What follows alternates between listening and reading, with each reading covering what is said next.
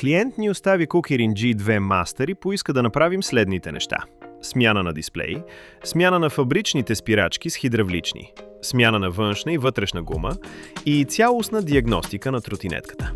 Както се вижда и от самия клип, тротинетката не е от най-пазените, така че ни чака работа. Започнахме с дисплея. Идеята беше да го сменим и да видим какво функционира и какво не. Сменихме дисплея и какво се оказва? Тротинетката не се включва.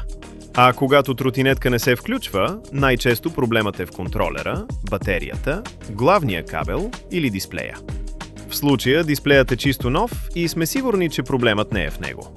Следващата стъпка – проверяваме батерията. Отворихме дека, за да видим какво се случва отдолу и какво да видим.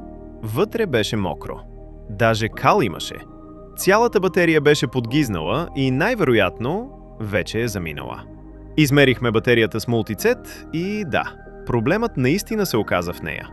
Последвайте ни, за да разберете дали успяхме да спасим батерията или клиентът ще плати солено за нова батерия.